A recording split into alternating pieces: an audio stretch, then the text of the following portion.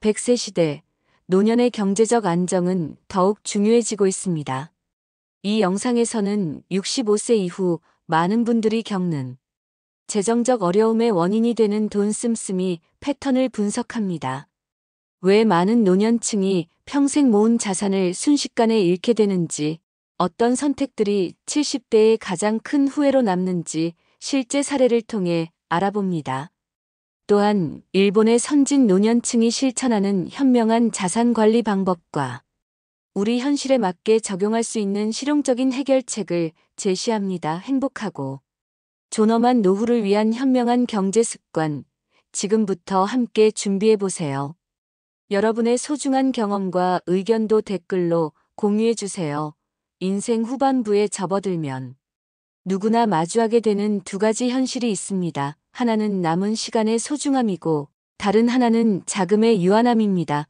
오늘날 한국 사회에서 노년층의 경제적 현실은 생각보다 훨씬 가혹합니다. 최근 조사에 따르면 65세 이상 인구의 절반 가까이가 경제적 어려움을 겪고 있으며 은퇴 후 생활비의 3분의 1도 충당하지 못하는 가구가 대다수입니다. 더 충격적인 사실은 노인 자살률이 급증하는 주요 원인 중 하나가 바로 경제적 빈곤이라는 점입니다. 과연 무엇이 이런 비극적 결과를 만들어내는 걸까요? 오랜 상담 경험과 수천 명의 노년층 사례를 분석한 결과 65세 이후 삶의 질을 급격히 저하시키는 치명적인 돈 씀씀이 패턴이 존재한다는 사실을 발견했습니다. 이 패턴은 나이가 들수록 더욱 위험해져서 70대에 접어들면 돌이킬 수 없는 후회로 이어집니다. 평생 모아온 자산이 잘못된 결정 몇 번으로 순식간에 사라지는 것을 목격했습니다. 오늘은 이러한 함정에서 벗어나 존엄한 노후를 지키는 방법을 공유하겠습니다. 영상 시작 전 구독과 좋아요로 응원해 주시면 더욱 양질의 정보를 계속해서 전해드리겠습니다. 이제 가장 위험한 노년기 씀씀이 6가지와 그 해결책을 살펴보겠습니다. 첫 번째로 주의해야 할 씀씀이는 주택 관련 무리한 결정입니다. 많은 분들이 노후에 주택 자산을 지키려다 오히려 큰 어려움에 빠지는 경우가 많습니다. 동작구에 사시는 김영수님의 사례를 말씀드리겠습니다. 김님은 67세의 자녀들이 모두 독립하고 아내와 둘이 240평 방미터 약 73평 아파트에 살고 계셨습니다. 재산세와 관리비만 매달 120만 원이 넘었고 집안 청소와 관리도 힘에 부쳤습니다. 하지만 이 집이 우리 노후 보장이다. 집값이 더 오를 때까지 기다려야 한다는 생각에 5년을 더 버티셨습니다. 결국 72세가 되었을 때 남편분이 갑작스러운 뇌졸중으로 쓰러지면서 간병비와 의료비가 급증했고 정작 집을 팔아야 할 때는 부동산 경기 침체로 예상보다 훨씬 낮은 가격에 매각할 수밖에 없었습니다. 전문가들은 65세 이후에는 주거 다운사이징을 적극 고려해야 한다고 조언합니다. 실제로 주거 비용이 노년층의 고정 지출 중 가장 큰 비중을 차지하며 불필요하게 큰 집을 유지하는 것은 재정적 부담뿐만 아니라 관리의 어려움까지 더합니다. 주택연금형 모기지이나 소형주택으로의 이전을 미리 계획하는 것이 현명한 판단일 수 있습니다. 노후에는 집의 자산 가치보다 실질적인 현금 흐름이 더 중요하다는 점을 기억하세요. 두 번째로 주의해야 할 씀씀이는 성인 자녀에 대한 과도한 경제적 지원입니다. 퇴직 후에도 많은 부모님들이 자녀에게 계속해서 경제적 지원을 하고 있습니다.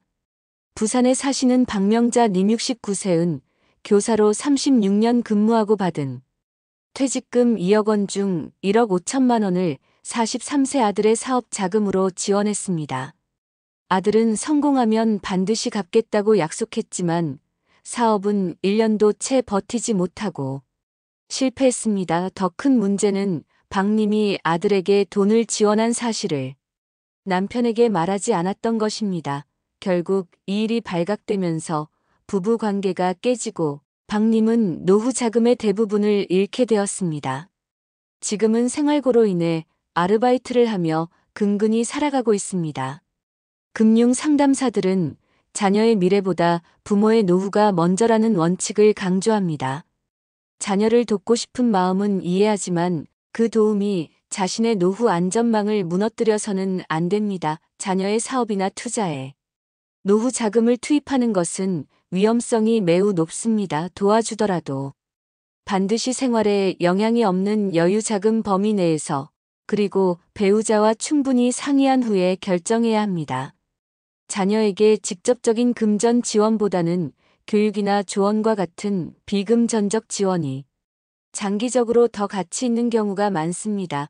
세 번째로 주의해야 할 씀씀이는 무분별한 경조사비 지출입니다. 우리 문화에서 인간관계를 유지하는데 경조사비는 중요한 역할을 합니다. 하지만 은퇴 후에는 이러한 지출이 큰 부담이 될 수 있습니다. 대구에 사시는 이정호 님 68세은 공무원 출신으로 넓은 인맥을 가지고 있었습니다. 매월 평균 8건 이상의 경조사에 참석하며 건당 5만 원에서 10만 원씩 지출했습니다.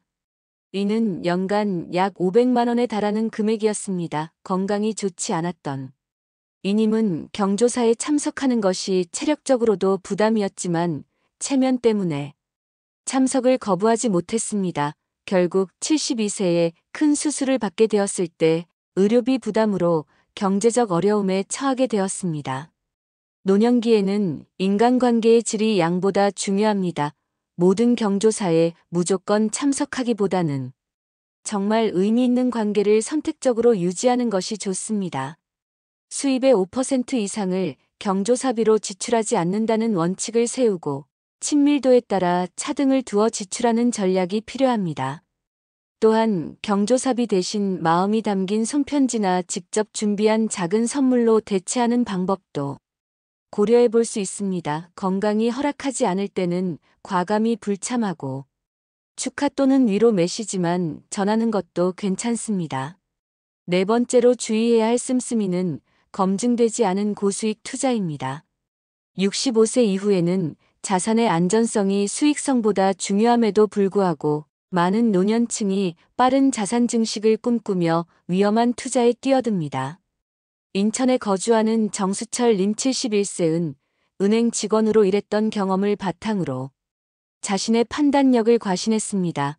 퇴직 후 알고 지내던 지인의 권유로 해외 부동산 투자 상품에 퇴직금 1억 8천만 원을 투자했습니다. 연 15%의 수익률을 보장한다는 말에 현혹되었지만 결국 그 회사는 폰지 사기였고 투자금 전액을 잃었습니다. 더 비극적인 것은 이 소식을 듣고 정님이 심장마비로 쓰러져 건강까지 잃게 된 것입니다. 금융 전문가들은 노년기 투자의 황금률로 이해할 수 없는 상품에는 절대 투자하지 말아를 강조합니다. 특히 지인을 통한 비공식적 투자나 시장 평균을 크게 상회하는 수익률을 약속하는 상품은 반드시 의심해야 합니다. 노년기 투자는 원금 보전을 최우선으로 하되 인플레이션을 고려한 안정적 수익 창출을 목표로 해야 합니다. 투자 결정 전에는 반드시 독립적인 여러 전문가의 조언을 구하고 가족들과도 충분히 상의하는 것이 중요합니다. 다섯 번째로 주의해야 할 씀씀이는 효과가 검증되지 않은 건강 상품에 대한 과도한 지출입니다. 노년기에는 건강에 대한 불안감이 커지면서 각종 건강식품, 의료기기, 보조제 등에 많은 비용을 지출하게 됩니다. 광주에 사시는 황미영 님 66세은 건강에 대한 걱정이 많으셔서 TV 홈쇼핑과 인터넷에서 판매하는 다양한 건강 제품을 구매했습니다. 특히 관절 건강, 혈액순환, 면역력 강화 등을 위한 제품을 매달 약 70만 원씩 구입했습니다. 4년간 이런 식으로 약 3,300만 원을 지출했지만 실질적인 건강 개선 효과는 미미했습니다. 오히려 일부 제품은 이미 복용 중이던 고혈압 약과 상호작용을 일으켜 부작용을 겪었고 결국 병원에 입원하는 상황까지 발생했습니다. 의료 전문가들은 검증되지 않은 건강 상품보다 기본적인 건강관리의 중요성을 강조합니다. 규칙적인 운동, 균형 잡힌 식사, 충분한 수면, 정기적인 건강검진이 어떤 비싼 건강식품보다 효과적입니다. 건강 관련 제품을 구매하기 전에는 반드시 주치의와 상담하고 과학적으로 효과가 입증된 제품인지 확인해야 합니다. 무분별한 구매 대신 월 고정 예산의 수입의 5% 이내를 설정하여 건강 관련 지출을 통제하는 것이 중요합니다. 또한 국가에서 제공하는 무료 건강 프로그램이나 지역 보건소 서비스를 적극 활용하는 것도 좋은 방법입니다. 여섯 번째로 주의해야 할 씀씀이는 의료비와 장기 요양비에 대한 준비 부족입니다. 이는 직접적인 지출이라기보다는 미래 지출에 대한 대비 부족의 문제입니다. 많은 노년층이 의료비와 요양비가 생각보다 훨씬 많이 들 수 있다는 사실을 간과합니다. 울산에 사시는 장기현 님 73세은 평생 건강하게 살아오셨기 때문에 특별한 의료비 준비를 하지 않았습니다. 그러나 70세에 갑작스럽게 파킨슨병 진단을 받았고 치료비와 간병비로 매달 약 280만 원이 소요되기 시작했습니다. 국민건강보험이 있었지만 비급여 항목과 간병인 비용은 보험 적용이 되지 않았습니다. 2년 만에 저축한 6천만 원이 모두 소진되었고 결국 집을 담보로 대출을 받아 치료를 계속해야 했습니다. 자녀들의 도움을 받고 있지만 위로 인해 가족관계가 악화되는 부작용까지 생겼습니다. 의료 및 요양 전문가들은 65세 이전에 장기적인 의료비 준비 계획을 세울 것을 강력히 권고합니다. 국민건강보험만으로는 노년기 의료비를 모두 충당하기 어렵기 때문에 실손의료보험, 간병보험, 치매보험 등의 추가 보장을 고려해야 합니다. 또한 응급의료비 및 장기요양비를 위한 별도의 자금을 마련해 두는 것이 중요합니다. 전문가들은 은퇴 자금의 약 20%를 의료비 전용으로 따로 관리할 것을 권장합니다. 또한 국가에서 제공하는 노인장기요양보험 제도나 지역사회 돌봄 서비스에 대해 미리 알아두고 활용 방법을 숙지하는 것도 도움이 됩니다. 지금까지 65세 이후에 피해야 할 6가지 씀씀이에 대해 알아보았습니다. 그렇다면 노년기에 경제적 안정을 유지하기 위한 실질적인 해결책은 무엇일까요? 일본의 노년층이 실천하는 효과적인 절약 및 자산관리 방법을 소개해 드리겠습니다. 일본은 세계에서 고령화가 가장 빠르게 진행된 국가로 노년층의 경제적 자립과 관련된 다양한 지혜가 발달했습니다. 특히 캐치미, 전략라는 개념이 주목받고 있는데 이는 단순히 돈을 아끼는 것이 아니라 가치 있는 소비에 집중하는 지혜를 의미합니다. 첫째, 식비 절약을 위한 현명한 방법입니다. 일본 노인들은 대형 마트의 특별 할인 시간 대주로 패점 1-2 시간절을 활용합니다. 이 시간에는 신선식품이 30-50% 할인되어 판매됩니다. 또한 모든 요리보다는 기본 재료를 구매해 직접 조리하는 방식을 선호합니다. 예를 들어 도쿄에 사는 스즈키 할머니 78세는 매주 일요일에 일주일치 반찬을 만들어 소분해 냉동 보관합니다. 이를 통해 식비를 월 35만 원에서 18만 원으로 줄였습니다. 또한 오이토리 사마 혼자 사는 사람들을 위한 식사 모임을 통해 함께 식사하며 비용은 물론 외로움까지 줄이는 지혜를 발휘하고 있습니다. 둘째, 주거비 절약을 위한 현명한 주택 활용법입니다. 일본 노인들 사이에서는 다운사이징과 함께 집 나누기가 인기를 끌고 있습니다. 오사카에 사는 타나카 씨 76세는 120평방미터 단독주택에 혼자 살다가 집을 두 부분으로 나누어 절반은 직접 살고 나머지 절반은 대학생에게 저렴하게 임대했습니다. 월 60만 원의 추가 수입이 생겼고 젊은이와의 교류로 생활에 활력도 찾았습니다. 또한 주택의 단열 개선, 절전형 전구 사용, 물 절약 장치 설치 등 적은 비용으로 유지비를 크게 줄이는 에코 리모델링을 적극 활용합니다. 이를 통해 평균적으로 관리비를 30-40% 절감하는 효과를 보고 있습니다. 셋째, 교통비 절약을 위한 지혜입니다. 일본 노인들은 한 번의 외출로 여러 일 해결하기를 실천합니다. 나고야에 사는 야마모토 씨 72세는 병원 진료, 장보기, 친구 만남 등을 하루에 몰아서 처리합니다. 또한 노인 할인이 적용되는 교통카드를 활용하고 가능한 한 대중교통을 이용합니다. 자가용이 필요한 경우에도 카시어링이나 라이드 쉐어링 서비스를 적극 활용합니다. 특히 오데카케 클럽 외출 클럽이라는 지역 노인들의 카풀 시스템을 통해 교통비를 분담합니다. 이러한 방법으로 월 교통비를 평균 40% 절감하는 효과를 얻고 있습니다.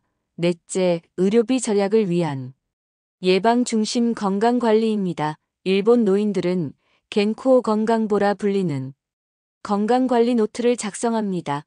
매일의 혈압, 체중, 운동량, 식사 내용 등을 기록하며 스스로 건강을 관리합니다. 교토에 사는 사토 씨 74세는 이 방법으로 당뇨병 초기 증상을 조기에 발견하여 심각한 합병증을 예방할 수 있었습니다. 또한 100세 체조로 불리는 간단한 근력 운동을 매일 실천합니다. 이는 특별한 장비 없이 집에서 할 수 있는 운동으로 근감소증을 예방하고 낙상 위험을 줄이는 효과가 있습니다. 이러한 예방적 건강관리를 통해 의료비 지출을 크게 줄일 수 있습니다. 다섯째, 여가 및 취미 활동의 현명한 선택입니다. 일본 노인들은 이키가이생, 살아가는 보람을 찾는 것이 중요하다고 생각합니다. 그러나 이를 위해 반드시 비싼 취미나 활동이 필요한 것은 아닙니다.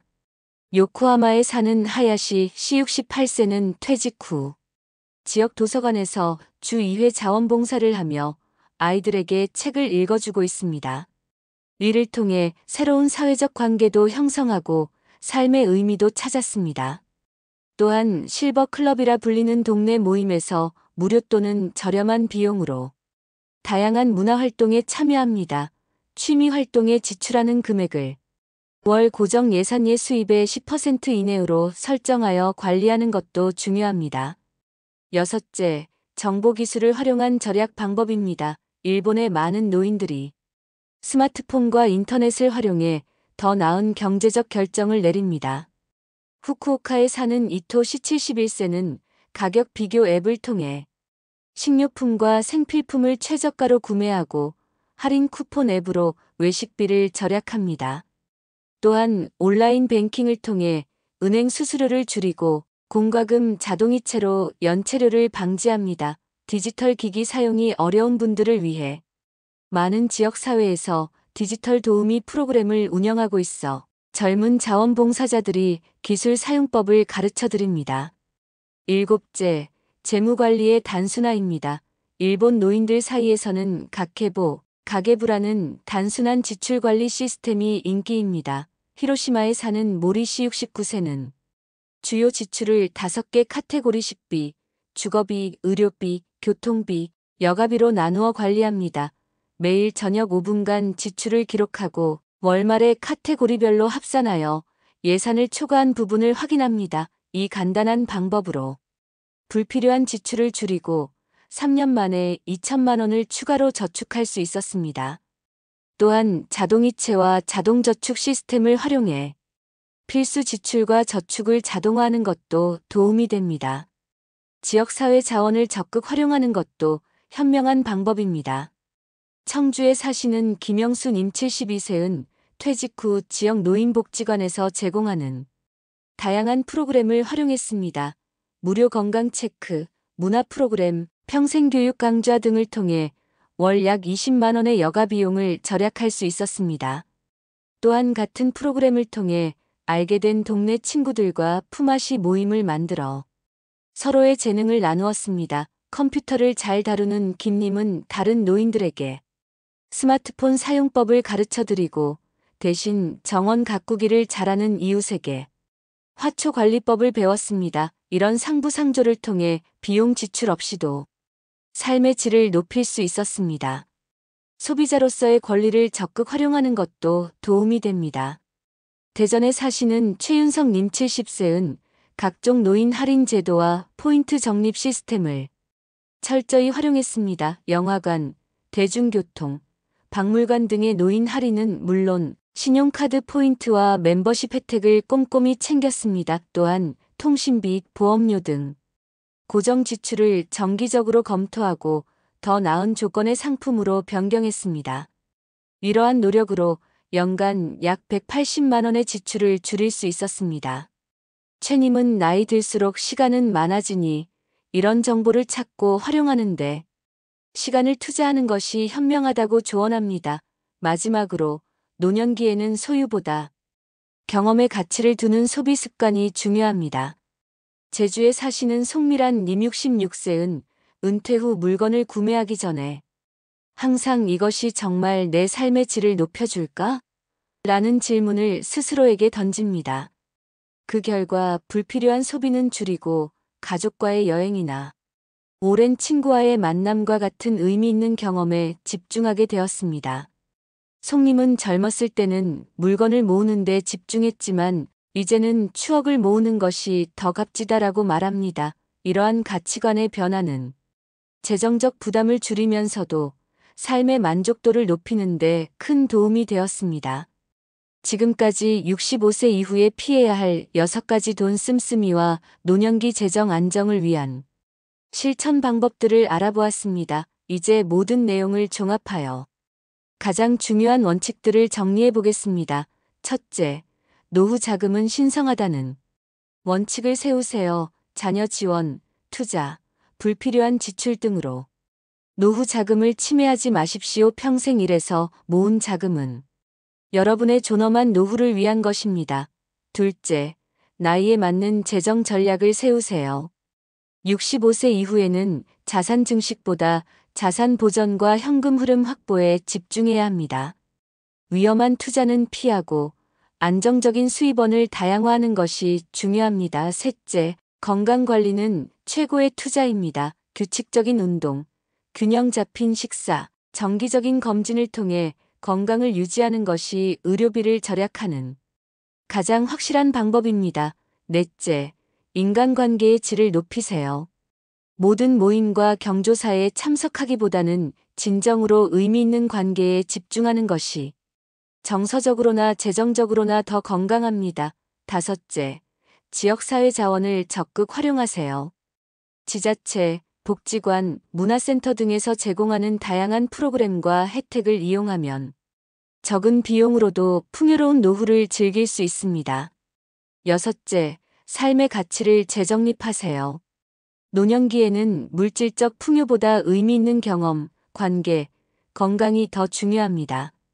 이런 가치관의 변화는 자연스럽게 현명한 소비로 이어집니다. 우리 모두 언젠가는 노년기를 맞이합니다.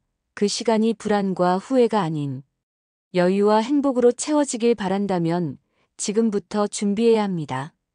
오늘 살펴본 6가지 피해야 할 씀씀이와 해결책을 기억하시고 하나씩 실천해 보시기 바랍니다. 현명한 재정 관리는 단순히 돈을 아끼는 것이 아니라 진정으로 가치 있는 것에 집중하는 지혜입니다. 마지막으로 실제 사례를 통해 변화의 가능성을 보여드리고 싶습니다. 강원도에 사시는 정민호 님 75세은 70세에 심각한 경제적 위기에 처했습니다. 자녀 사업 지원, 무리한 투자, 과도한 의료비 지출로 저축이 바닥났고 생활고에 시달리고 있었습니다. 그러나 지역 노인복지관의 재무 상담 프로그램을 통해 새로운 출발을 했습니다. 먼저 현실을 직시하고 지출을 철저히 관리했습니다. 작은 아파트로 이사하여 주거비를 줄이고 불필요한 건강식품 구매를 중단했으며 지역 봉사활동에 참여하여 새로운 삶의 의미를 찾았습니다. 3년이 지난 지금 정님은 안정된 생활을 되찾았고 오히려 소소한 저축까지 할 수 있게 되었습니다. 정님은 돈보다 중요한 것은 마음의 여유와 건강 그리고 함께하는 사람들이라며 늦게 깨달았지만 지금이라도 알게 되어 다행이라고 말합니다. 여러분도 지금 작은 변화를 시작하세요. 나이는 숫자에 불과하며 현명한 선택은 언제나 가능합니다. 오늘 배운 내용이 여러분의 행복하고 존엄한 노후를 위한 작은 씨앗이 되길 바랍니다. 여러분의 생각이나 경험도 댓글로 공유해 주시면 많은 분들에게 도움이 될 것입니다. 시청해주셔서 감사합니다. 다음 영상에서 더 유익한 정보로 찾아뵙겠습니다. 지혜보감 채널을 구독하시고 알림 설정하시면 노후 준비에 도움이 되는 다양한 정보를 계속해서 받아보실 수 있습니다. 좋아요와 댓글로 여러분의 생각을 나눠주세요. 여러분의 의견이 더 좋은 콘텐츠를 만드는 원동력이 됩니다. 감사합니다.